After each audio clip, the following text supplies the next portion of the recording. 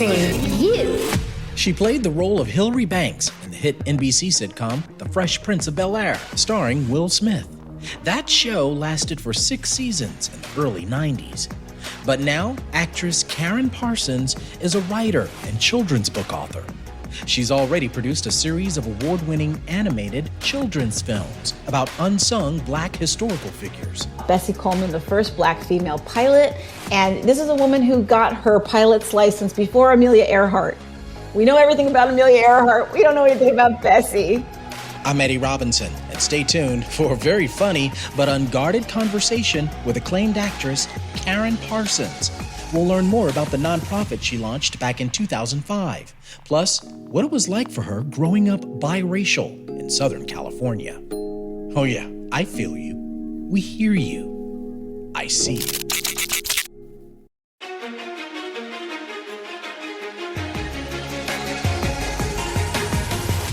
You're listening to I See You. I'm your host, Eddie Robinson.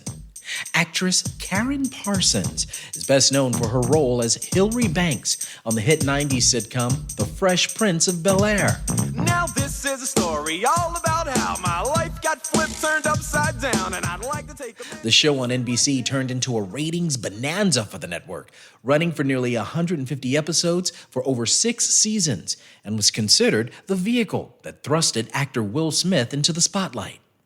After starring in a couple of films during the Fresh Prince taping, as well as working on a few other film projects and TV shows after the sitcom wrapped, Parsons decided to take a break from Hollywood and focus more on writing. In the year 2005, she launched a nonprofit, and since then, she's published 3 books for children, a middle grade novel entitled How High the Moon, which was loosely inspired by stories of her mother's childhood in the Jim Crow South, and 2 picture book biographies about pioneering Black historical figures we don't get to hear about often. Well, I see you as we welcome to the show, virtually, actress, author, as well as founder and president of the nonprofit Sweet Blackberry, where their mission is to bring little-known stories of African-American achievement to children everywhere, Ms. Karyn Parsons. Karyn, thank you so much for being a guest on I See You. Thank you for having me, and thank you for that lovely introduction. You're widely known for the iconic role of Hilary Banks in The Fresh Prince of Bel-Air. Hilary was Will Smith's cousin, this pretentious, sometimes ditzy character on the NBC show.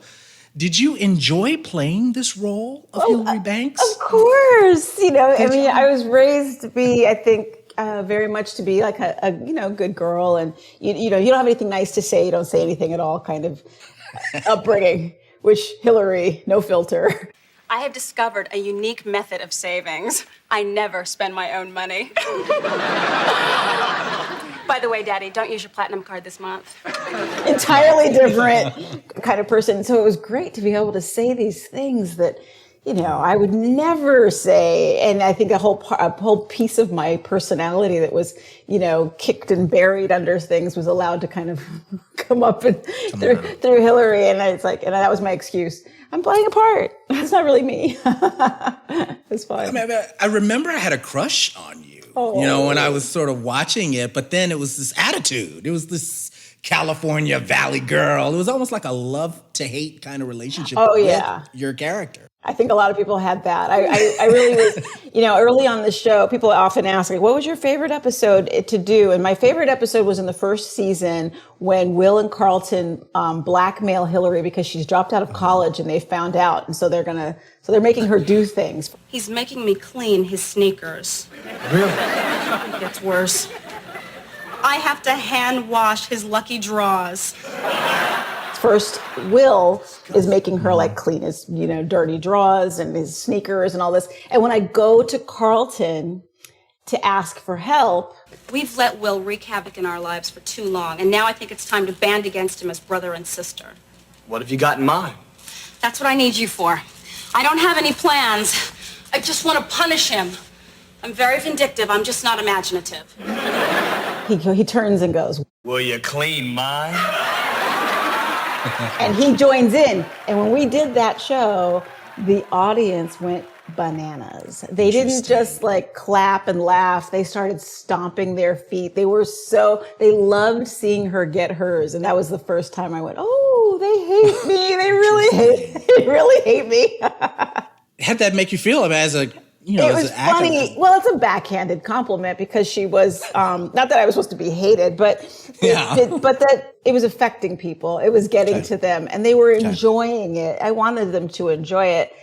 I mean, ultimately it was fine. And, as things went on, I'd get feedback from people and people were generally very positive.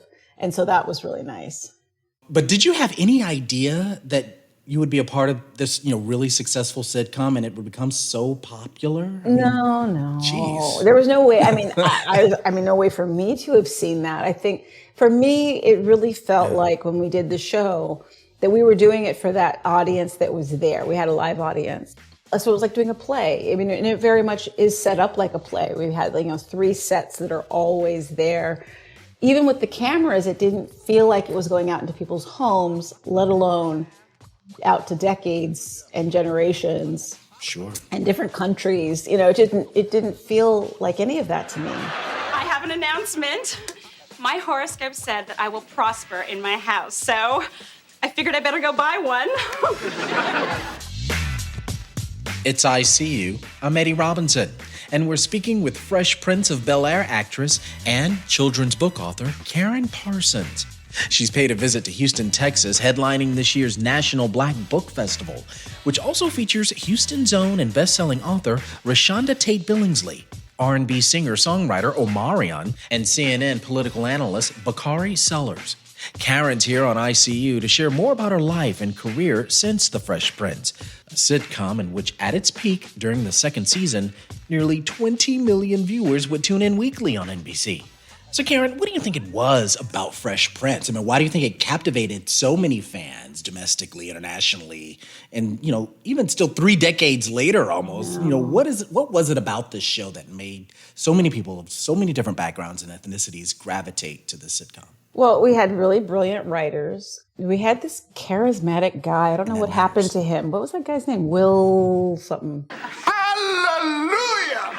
Will Smith is a fine young man. Oh, come off it, Carlton. You're talking to me now. Anyway, he was really charming. I don't know whatever happened to the guy. And then we had a real connection, all of us. I mean, we had chemistry. I can tell. Period. We had chemistry from day one. The cast, it was so fun to work with that cast because it was like you would throw a ball behind your back and then some, and James would go, he'd catch it and then he would throw it this way. And it was like you were just playing, it was like we were a well-oiled machine. We worked so well together so quickly. And I think that was great. And also we were genuinely having a great time and really liked each other so that, if you're watching people across the street laughing and you have no idea what they're talking about, it makes you smile. Just as a human, you see other people having a nice time and it lights you up. And I think, they were watching this charismatic guy with these funny situations and lines, this great writing, with a bunch of people who were genuinely having a good time. And that's fun. That's good stuff, That's true. And I'm curious as to your thoughts on the new reboot of The Fresh Prince of Bel-Air. Have you seen it? And what are your thoughts of the Hillary character played by Coco Jones? Hillary! Let's go find you something fit for a prince. Yeah. What are your thoughts on this whole reboot? Well, it's so funny because people always want to know. And I feel like I can't compare them. They are night and day, really. That's true. You've got such a sketchy blueprint when you make it modern day and dramatic. It just all changes. I mean, just the time change for the character of Hillary changes everything because there wasn't the internet then. There wasn't social media then. Because I think she's like this Instagram influencer. Yes, which of course she would be. People always used to ask me, they said, who would Hillary be now? And I'm like, she would rule the internet. Are you kidding me? That's who she would be. And so now they have the show, and of course that's who she is, and it makes perfect sense. But the comedy, our show was a comedy, and we got a lot of comedy out of the fact that she was, she invented the selfie, That's true. And she was basically constantly checking herself out and living in this kind of realm that, to be perfectly honest, is normal and acceptable today. It wasn't when we did the show in the 90s.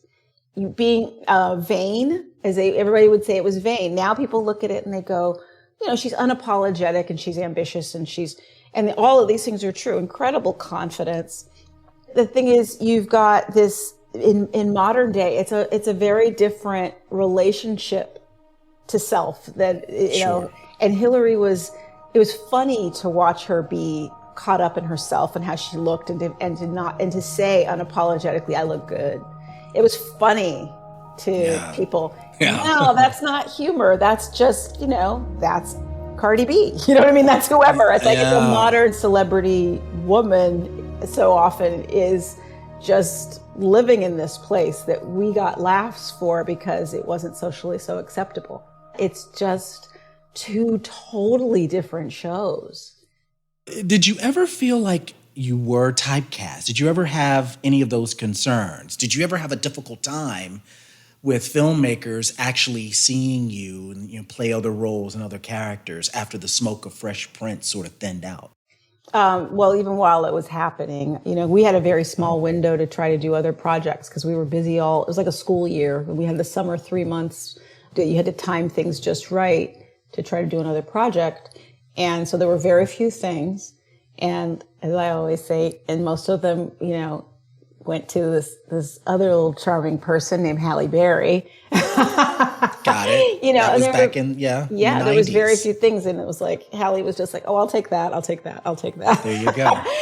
There was very little out there, and quite frankly, I had plenty of times during the show and after the show where doors wouldn't open for me because people said, oh no, we know what she does. Literally, we know what she does.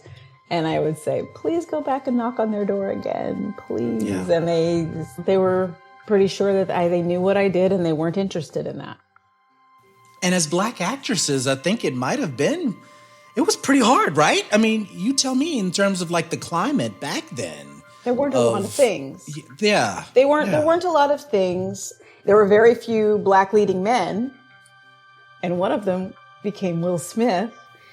So that I was kind of like, I couldn't be his love interest in anything because I was his cousin on television. So I wasn't considered for any of those parts. So, Interesting. I'm not saying I would have got all these parts. I'm just saying it kind of whittles things down a little bit. Yeah. You mentioned Will Smith. I mean, when you saw him up on stage, slap comedian Chris Rock during the 2022 Oscar ceremony. Oh, wow. Will Smith just smacked the shit out of me. In the aftermath of after it all happened, even till now where he's returning back to the public persona, so to speak. What did you think about that moment? And even now, your thoughts on Will Smith doing all of that? Oh, well, I mean, it was painful to watch. I was incredibly shaken. I know Will is having a hard time with it himself, dealing with it. I know both of them. I know Chris too, but obviously Will, we're tight.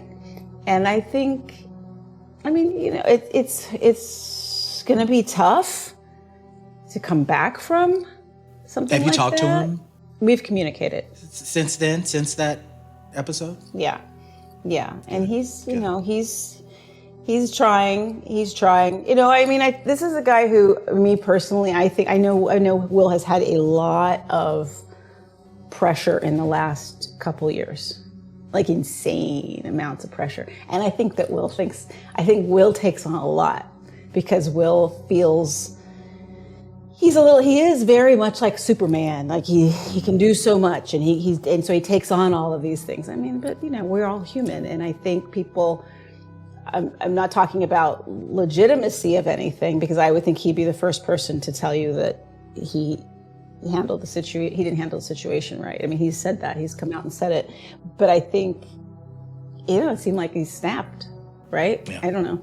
I have faith in him. I think when I saw his apology, the last real apology he made, and I know that it was sincere.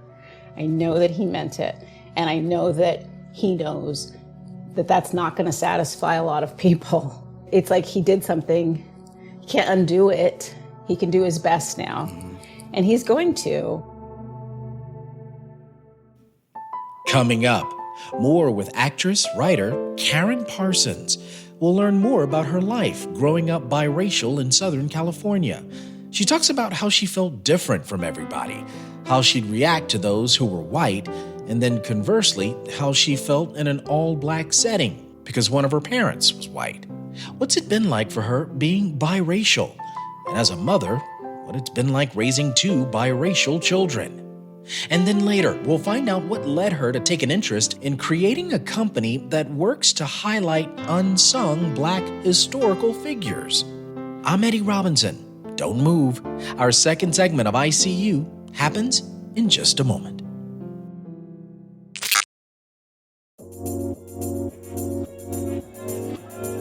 If you're enjoying this program, please be sure to subscribe to our podcast, ICU with Eddie Robinson. You can hear all the past episodes and be notified when new episodes are released. Also, please take a minute to give us a review or comment. We love getting feedback from our listeners.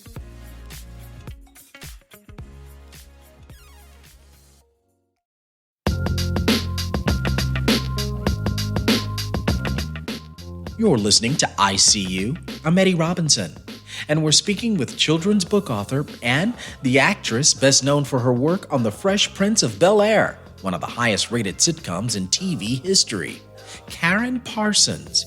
Karyn's in Houston for the 2022 National Black Book Festival, and we're so grateful she's taken time out of her schedule to be a guest right here on ICU to talk about her award-winning projects, as well as how race and culture and identity have impacted her life and career as a writer.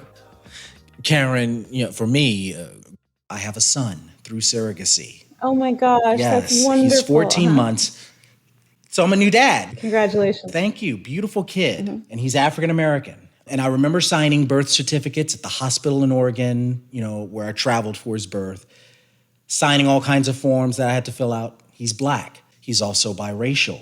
I'm his biological father, but his donor was French, Polish, and Irish. Okay. And so I know as a single gay dad raising a son, a Black child in this environment, it may not be a bed of roses. What I'd like to hear more from you as to what it was like growing up as a child who was biracial yourself, your mom and your dad. Tell us more about that and what it was like growing up in California for you. I was really fortunate. I grew up in Southern California in the 70s, right? 70s and 80s. Okay. My mom was incredible and loving, and my dad he's a kind of kooky guy. He's just kind of crazy. he's just an odd character.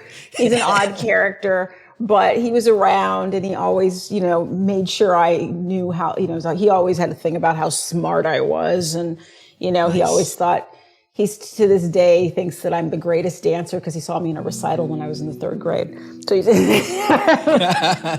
but I was really fortunate. I was surrounded by so much love. I never doubted for a moment how loved I was, how appreciated I was as I got older. And my mother was always there supporting me. We didn't have much, we didn't have a lot of money, but my mom still managed to, when she saw how much I wanted to act, even when I was really small, she would pay for classes and workshops. As a kid, you don't think anything of it, but when you're a parent yourself, you realize she was forking over a lot of money and she was taking me to these things. All of these things, I think, all of that support and nurturing that I received went a very, very, very long way to making me feel like a strong, seen individual. Like I said, it was Southern California. We were in Santa Monica. So There weren't a lot of Black kids at my school. It was mostly Mexican-American and white mostly, I think. Got it. But there were a few of us. Yeah. And there were things that happened, my hair was like a weird thing, but I think I got really used to feeling like I was different from everybody because I was different from the white people, and I go into this all black setting, and I was different because I had a white parent. And so I got used to getting certain treatment, look, questions, things. Sure. I never was fully into, except for the mixed friends that I would meet over time. You know, we had our kind of shorthand because we were all experiencing all of that. But I think, I felt like that was a gift in a lot of ways, because I was, like I said, I got a lot of love, and that was great, and that was huge, and I think that's the biggest thing. Yeah. But it made me look at everybody I think I was always feeling like I was different, but not in a bad way, just as an accepted thing. I just got used to it. And I find myself as an adult going into situations and not caring that much if I'm different from everyone else that I'm around, because I think I'm just used to always feeling like I was not fitting into the club just right, you know? Makes sense. But I think the most important thing, though, is just to be seen as an individual as much as possible. I was fortunate I had friends, really good friends, that saw me that way. I became interested in acting from a very young age, and I got lots of support. I think the biggest thing for me was that always being seen as Karyn, the individual, and loved, and that made it much easier for me to feel loved and accepted everywhere that I went, or that I deserved that everywhere I went.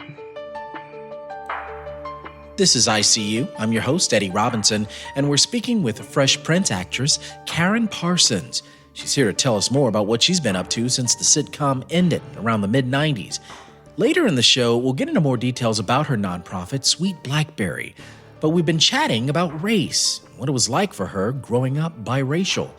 I'm a new dad now with a biracial son who's a baby, 14 months. Karyn has 2 teenagers, a girl and a boy, who are also biracial.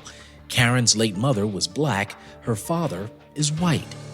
You know, Karyn, as you began the work to build your remarkable family, I'm wondering if you've ever had talks with your kids as it relates to race, as it relates to skin color. I wish we didn't have to talk about this stuff as much as we do, but it's interesting. In my family, my husband is white, and my children, I have 2.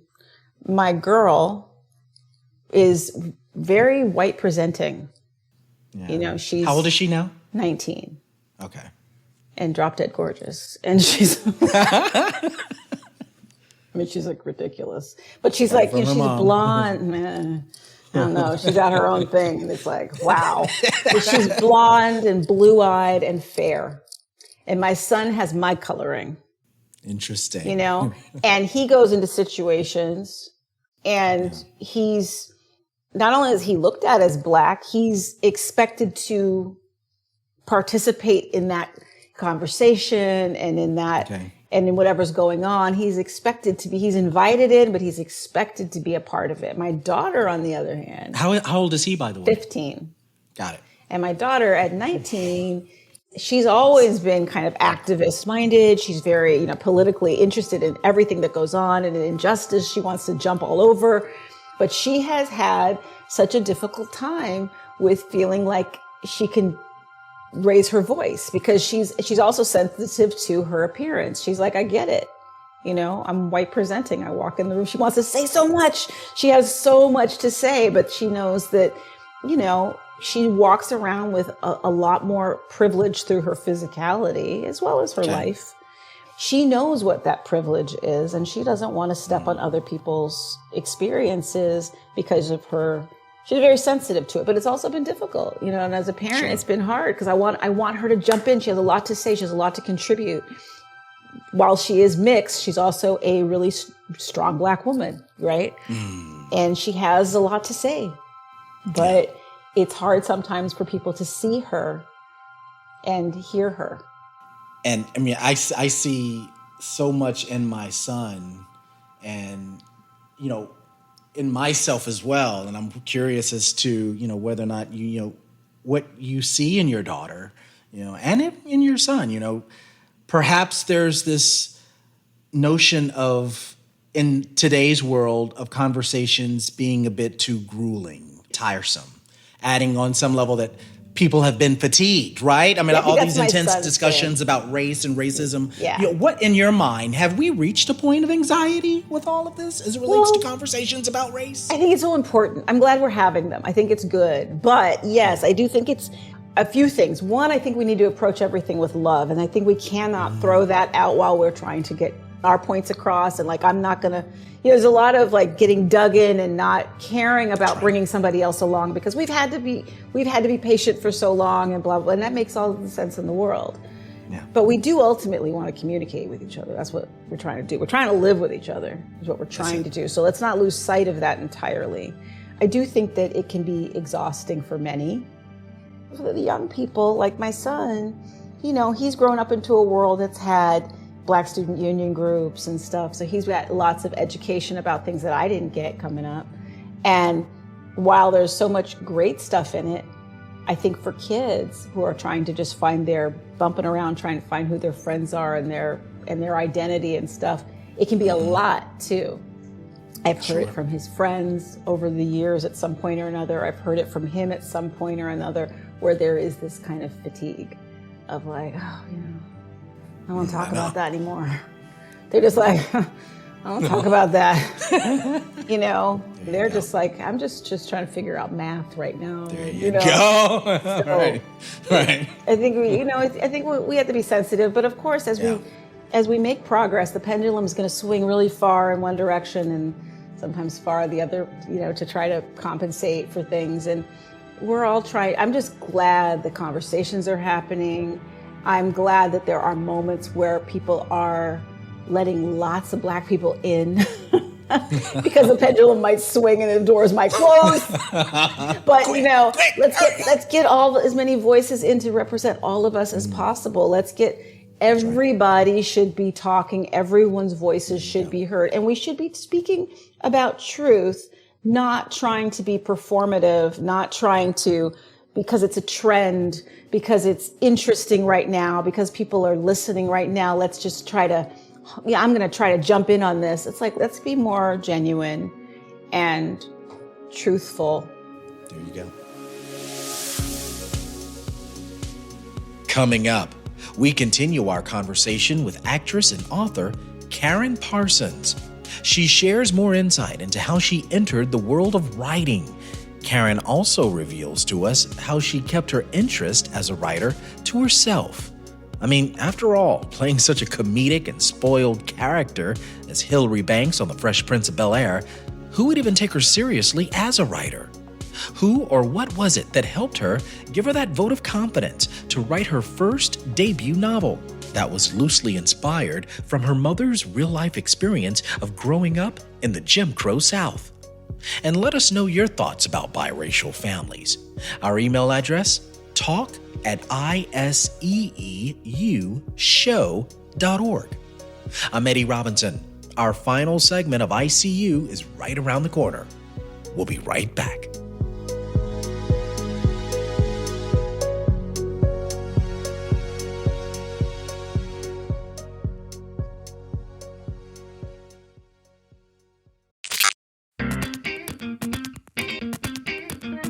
If you're enjoying this program, please be sure to subscribe to our podcast, ICU with Eddie Robinson.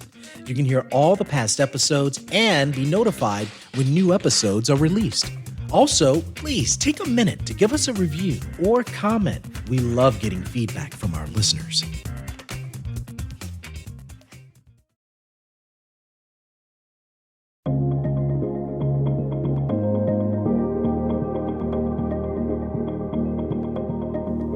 You're listening to ICU. I'm Eddie Robinson, and our guest is actress and author Karyn Parsons.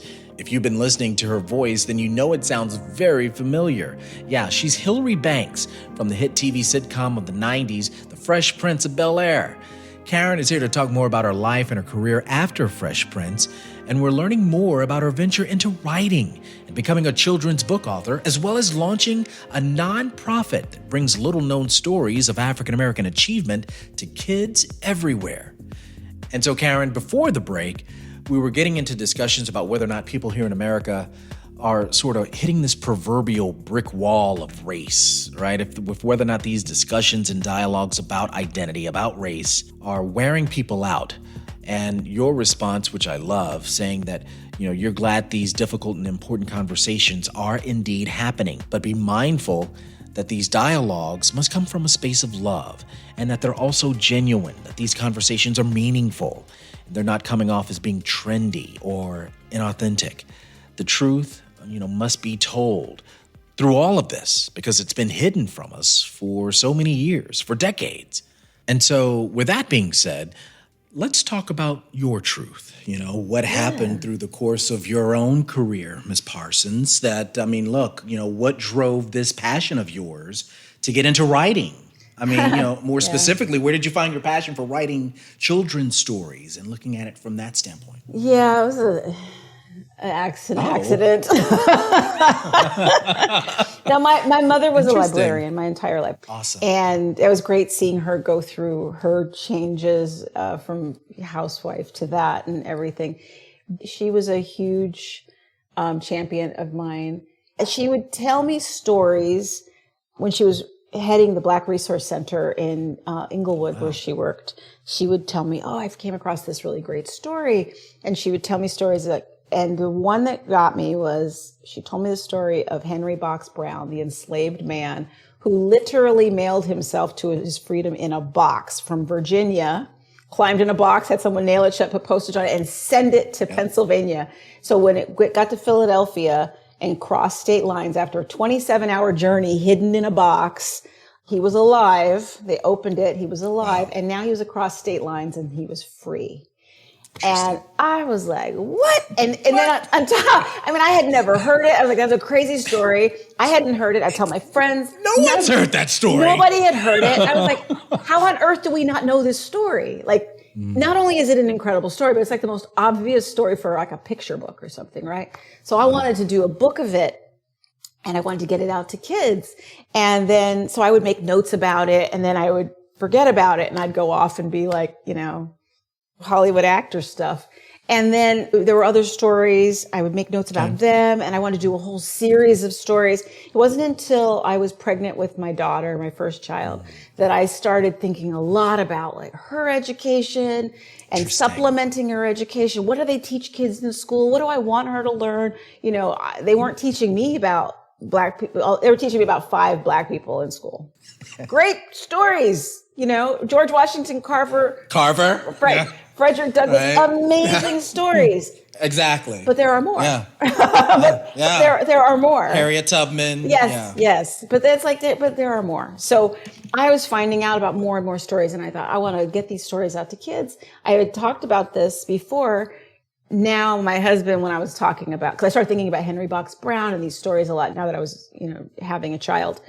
And my husband's like, he's a filmmaker, and he's an independent filmmaker. So he's always writing and then bringing everyone together and let's put on a show. He does the whole thing. So he's watching me, my passive, former actor self, be like, I really wish I could do this thing. And he's like, you need to get off your ass and do it and stop talking about it. Do it. He's like, that. He's like, it's important. It's important. You need to do this. And so with that, and you needed that, right? That push from the partner. No, yeah, no, because he really thought it was a great idea. He still does. He's a huge champion of it, and of Sweet Blackberry. And it started to move from there. But it would first become animated films because I knew how I could put together a film. Mm-hmm. But I was writing. I had taken a course. After Fresh Prince, a friend pushed me to take a course with a writer at Santa Monica City College, and he was just fantastic. I fell in love with writing, and now that I wasn't on Fresh Prince, I just wrote all day. That's all I was doing. So when I started doing the Sweet Blackberry writing, I wasn't putting it together that it was the same thing at all, because the stuff I was writing was short story fiction, and now here's just kids picture book stuff. So I wasn't putting it together that it was the same thing, but years later, a friend of mine who had become a literary agent, he said we met. He's like, I come by my office. I came by. He's like, I think it's time for you to write a novel. Pitch something to me. And that nudge and that vote of confidence changed everything, because I was not telling most people that I wrote I mean, I was an actor forever, and I played Hillary. You know, I was like, nobody's looking at me and thinking that she could possibly be writing. I'm like, that's a lot of side eye I'm going to get, you know, like, okay, stay in your lane, Miss Banks, you know. Yeah, and, stereotypes, yeah. Yeah, so I wasn't telling people. And now here he was saying, I really think you need to do this, taking me seriously. And so I ended up writing my first novel, How High the Moon. And it did really well, and it was received really well. And all of a sudden it was like, oh, wait, I can do this thing. And it's like, oh, and I've been doing it with this Sweet Blackberry films. I guess I have been writing them. And so then we were making those into books. And it's like, oh, yeah, I authored those. And so that's kind of how it went. What a beautiful journey. I mean, and Interesting. even to think that, you know, How High the Moon, I mean, from what I gather, it was To Kill a Mockingbird meets One Crazy Summer all into one. That's awfully flattering. Awfully Is that flattering. what it is? Or no? I mean, come on. That's so, I can't go there, but it does. Please. But it does take place in the South in the 1940s, and it was based mostly on it was inspired by my mother's childhood. I shouldn't say based on it. It's inspired by her childhood. My mom used to always talk about. She grew up in the 40s in a little town outside of Charleston, South Carolina, and she used to always talk about how great her childhood was. My mom was very positive and this beautiful, like happy, positive woman, and so she would always talk about her childhood this way. Fantastic. And it took me a while to catch on to like, wait a minute, there must have been a little more to it because this is Jim Crow. Wait a minute. And so I started digging and asking questions and finding out more. And I started writing. I kind of slipped myself into her shoes, what a character who was a kind of a combination of myself and her would be like. And how do you come away with having that kind of feeling of joy about your childhood?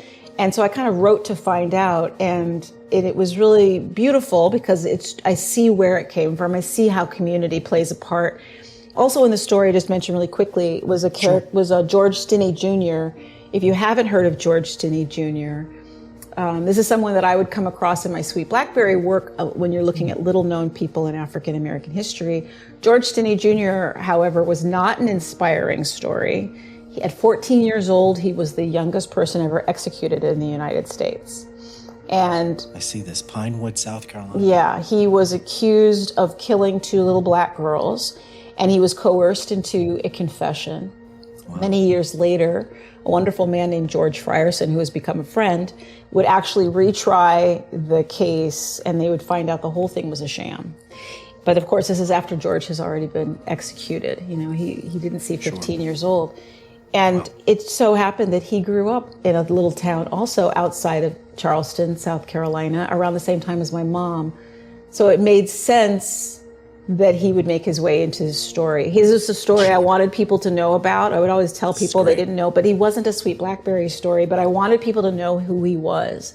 And so I had the opportunity in How High the Moon to bring him in, and he's one of the friends. And we get to see how a community reacts as well to such a tragedy. You're listening to ICU. I'm Eddie Robinson. We're speaking with author Karyn Parsons.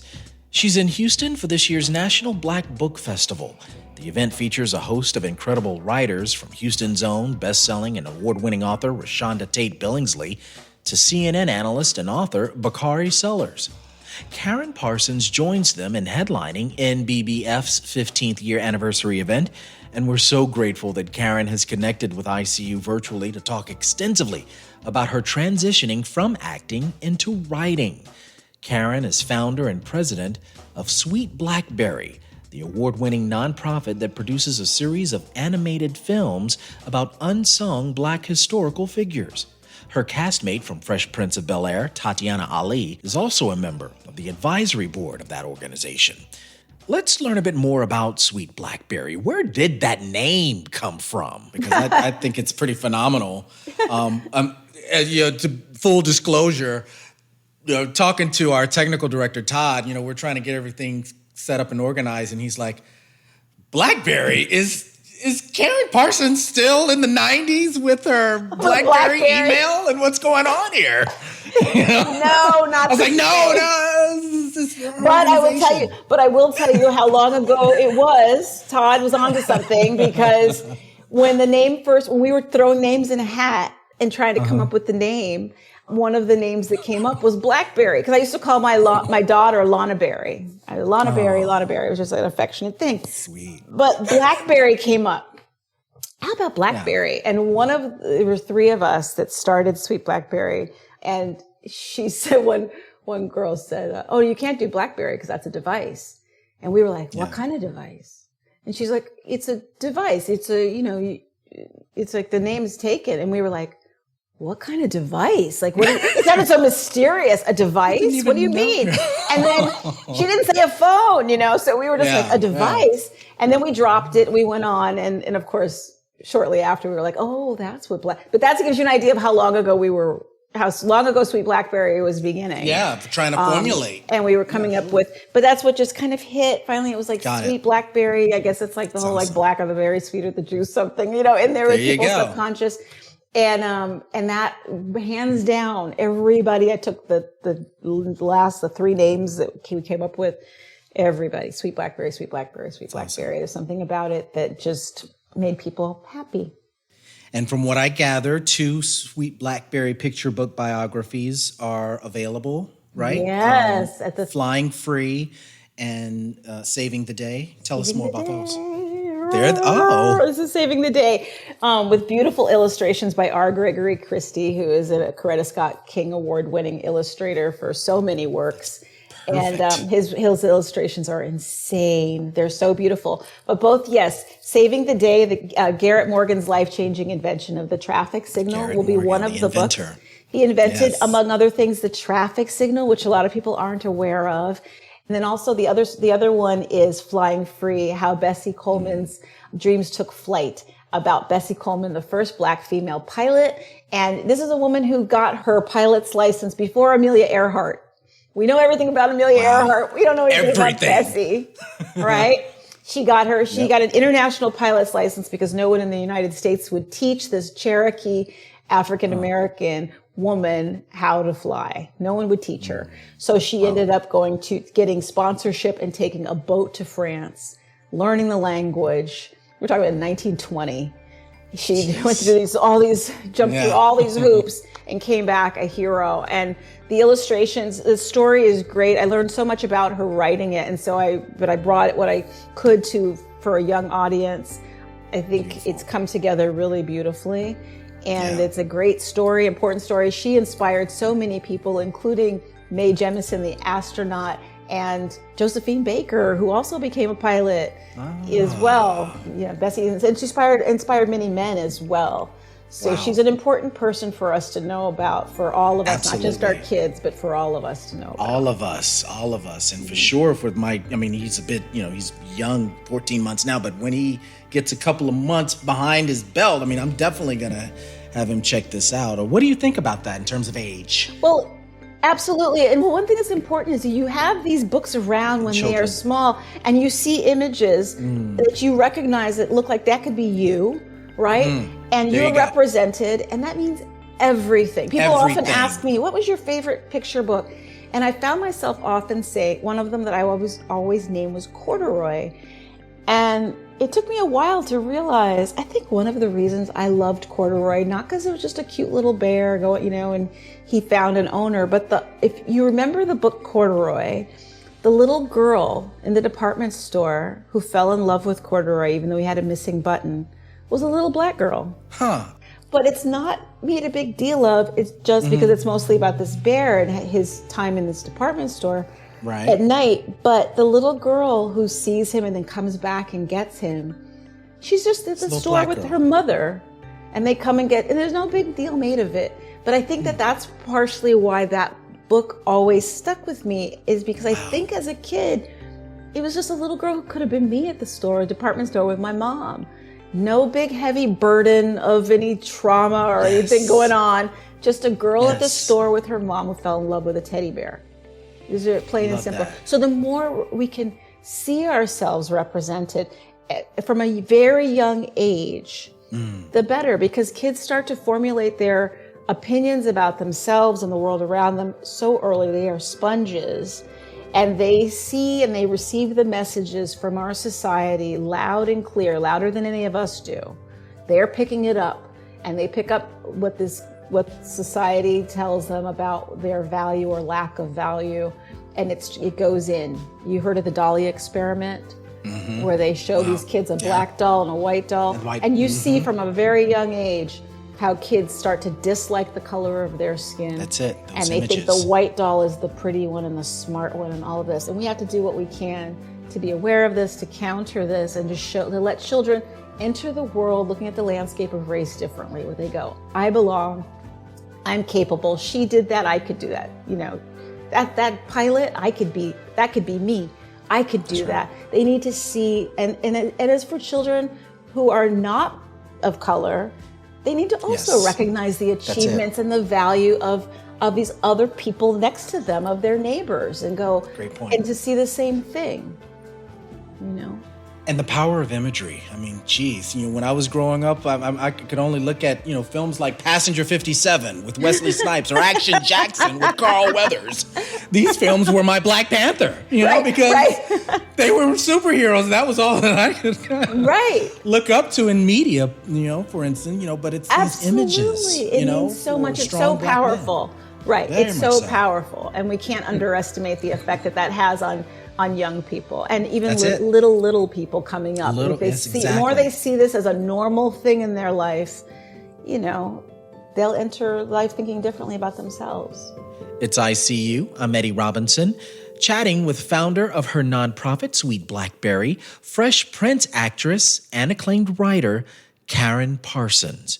And Sweet Blackberry, in my mind, I mean, it almost feels like, you know, there's a seriousness attached to it of what these narratives stand for and the basis of why these images and stories need to be told.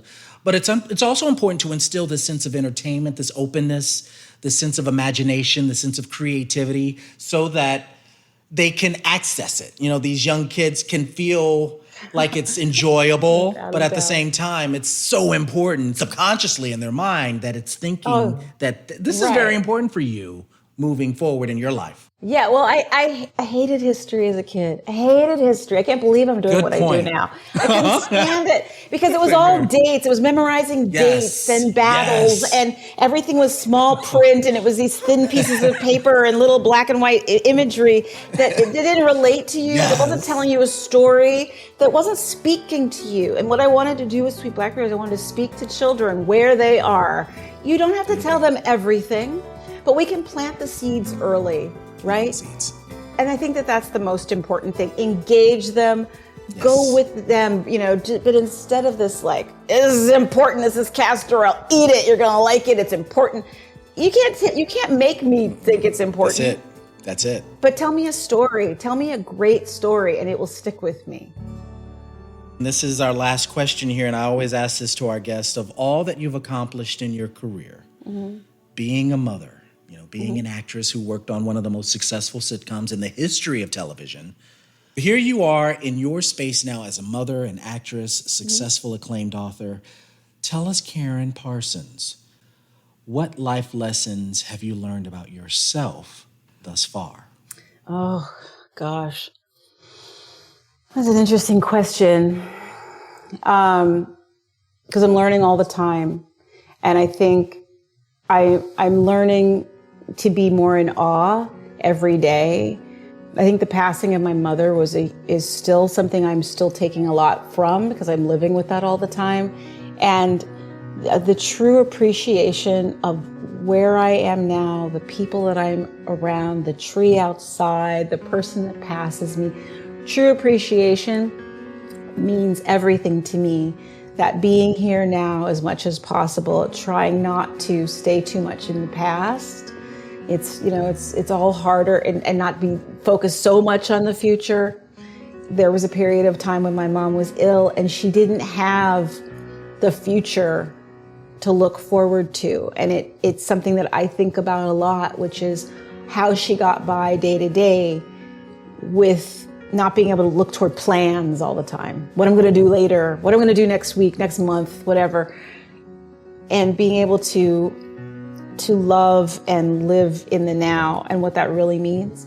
Those are lessons that I'm still working on.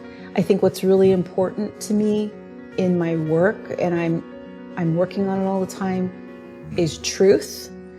I want to be more truthful. I think it's good for me, but it unites all of us. And I think the more honest any of us are, and any artist is, that's where we as humans grow. We learn from each other when we read something, when we watch a film or an actor, or look at a work of art that is truly honest in all of its awkwardness and messiness.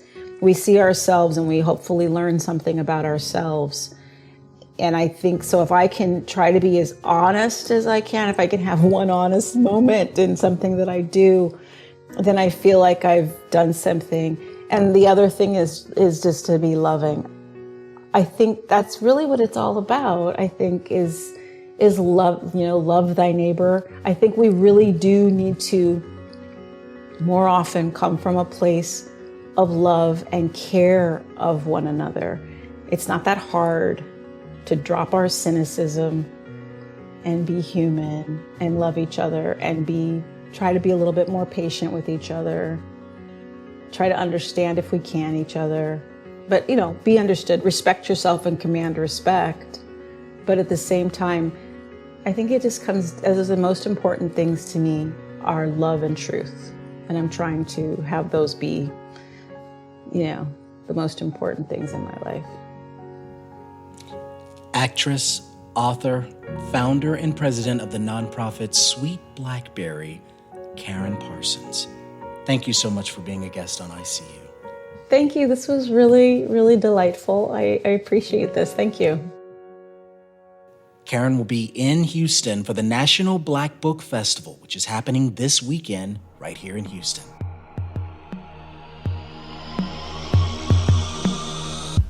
Our team includes technical director Todd Holzlander, producer Laura Walker, editors Mark DeClaudio and John Mitchell Good. ICU is a production of Houston Public Media. Follow us on Instagram and Twitter, and subscribe to our podcast wherever you listen and download your favorite shows. I'm your host and executive producer, Eddie Robinson. And I feel you. We hear you.